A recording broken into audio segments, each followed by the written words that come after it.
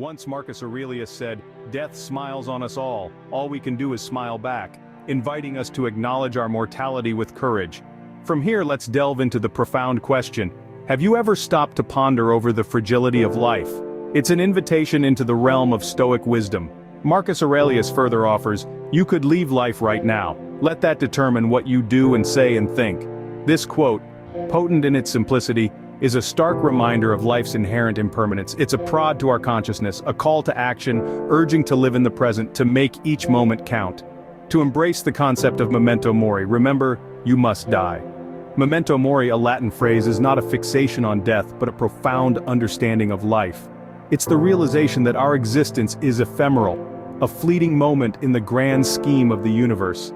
It is the acceptance that our lives, like those of all living beings, are transient. And this understanding of our mortality is not meant to depress us, but to liberate us. When we internalize the concept of memento mori, we begin to see life with fresh eyes. We start to understand the value of each passing second and the importance of living our life authentically, fully, and consciously. We begin to appreciate the beauty in every moment, the joy in every day, and the significance of each interaction. The realization of our mortality, of life's fleeting nature, helps us prioritize what truly matters. It pushes us to live a life of purpose, to pursue our passions, to express our love, to forgive, to laugh, to dance, to play, to explore, to learn, to grow, and to make a genuine difference in the world around us. Marcus Aurelius's words are a wake-up call, a reminder to live our lives with the awareness that we could leave life at any moment.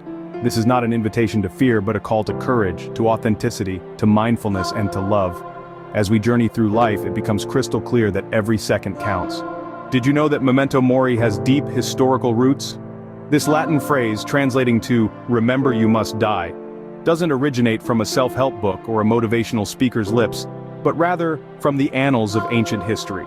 Memento mori has been an essential part of various cultures and religions over the centuries, serving as a poignant reminder of our shared mortality. The ancient Egyptians, for instance, contemplated death daily, believing it to be a transition to the afterlife. They viewed life as a temporary journey and death as the ultimate destination, a philosophy that heavily influenced their art, literature, and spiritual practices. In the heart of Rome, memento mori played a striking role during a general's triumph. Picture this, a victorious general parading through the streets in a chariot, basking in the glory of his victories. Amidst the cheers and admiration, a servant would stand behind him, whispering in his ear, "Memento mori, remember, you too will die." This practice served as a grounding force, reminding the triumphant general of his mortality, even at the height of his success. Fast forward to the Middle Ages, and we find memento mori intertwined with Christian thought. It was used as a reflective tool, reminding individuals to live virtuously in preparation for the afterlife. Images of skulls and crossbones in art and architecture served as visual reminders of the transient nature of earthly pleasures. Even in the East, Buddhist teachings emphasized the impermanence of life, encouraging followers to meditate on death as a path to enlightenment. The Japanese Zen practice of kanzo, or simplicity, also echoes memento mori, advocating for a life uncluttered by the unnecessary. Memento mori, then, is not a modern-day concept but a timeless reminder, echoing through the ages. It's a call to embrace our mortality, to live consciously, and to make every moment count. From the pyramids of Egypt to the triumphs of Rome, from medieval chapels to Zen gardens, memento mori has served as a universal reminder of our shared human condition, the inevitability of death, and the importance of living a meaningful life. But how does memento mori apply in our everyday lives? To fully grasp the concept, let's look at some real-life examples. One of the most notable figures who embraced the idea of memento mori was the late co-founder of Apple, Steve Jobs.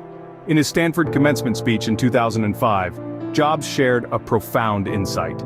He said that for the past 33 years, he would look in the mirror every morning and ask himself, "If today were the last day of my life, would I want to do what I'm about to do today?" Jobs recognized that life is fleeting, and death, inevitable. This awareness wasn't a cause for despair. Instead, it served as a motivator for him to pursue his passions, to innovate, and to change the world. He used the inevitability of death as a tool to help make the big choices in life, to avoid the trap of thinking he had something to lose. He understood that he was already naked, and there was no reason not to follow his heart.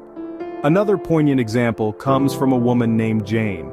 In her early 40s, Jane had a near-death experience due to a severe car accident. She was in a coma for several days, and her survival was uncertain. However, she pulled through, and when she woke up she found herself viewing life through a different lens. Jane realized that life could end at any moment, and this realization transformed her existence. She started making choices that truly reflected her desires and values. She quit her stressful job, started volunteering at a local shelter, began writing, a passion she had long neglected, and spent more quality time with her loved ones. She started living more fully, more authentically, and more fearlessly. These examples illustrate that Memento Mori is more than just a concept. It's a way of life that encourages us to make the most of our fleeting existence. It's a call to appreciate every single moment, to live authentically, to pursue our passions, and to love deeply. It's a reminder that we don't have forever, that our time here is limited, and we should make it count. Whether we're leading a tech giant or simply living our daily lives, we can all benefit from this Stoic practice. By keeping the reality of our mortality in mind, we can make better decisions, live more fully, and ultimately, lead a life that we can look back on without regrets. So the next time you look in the mirror, ask yourself this: if today were the last day of my life, would I want to do what I am about to do today? Let this question guide your actions, your words, and your thoughts. Embrace the wisdom of Memento Mori and let it transform your life. These examples illustrate that Memento Mori is more than just a concept. It's a way of life that encourages us to make the most of our fleeting existence. So how can we use Memento Mori to enhance our lives? To answer this question, let's dive into the heart of Stoic philosophy, the wisdom that has guided great minds through the ages. Stoicism teaches us to accept the things we can't change and focus on what we can control. It's about understanding that our power lies in our response to life's unpredictable ebb and flow. Death, as Stoicism reminds us, is an inevitable part of our human existence. It's a reality we all share, regardless of our status, wealth, or accomplishments. The Stoics viewed this not as a cause for despair, but as a powerful motivator. By acknowledging our mortality, we can strip away the trivial, the fleeting, and the superficial, and focus on what truly matters. In the grand scheme of the universe, our time is but a blink, yet within this blink, we have the capacity to love, to learn, to create, and to leave a lasting legacy. Stoicism encourages us to seize this opportunity, to live purposefully and authentically, and to cherish each moment as if it were our last. But how does this acceptance of death lead to a more fulfilling and peaceful life? It's simple. When we accept death as a part of life, we free ourselves from the fear of the unknown. We learn to embrace change rather than resisting it. We become more resilient, more adaptable, and more grounded in the present moment. We learn to value our relationships, our experiences, and our personal growth above material possessions or societal status. So to embrace Memento Mori is to live with courage, wisdom, and inner peace. It's to recognize that our lives are finite, but our potential is infinite. It's to understand that while we can't control when or how we'll leave this world, we can control the legacy we leave behind. Embracing Memento Mori, then, is embracing the wisdom of Stoicism. Are you ready to start your journey towards a more fulfilling life?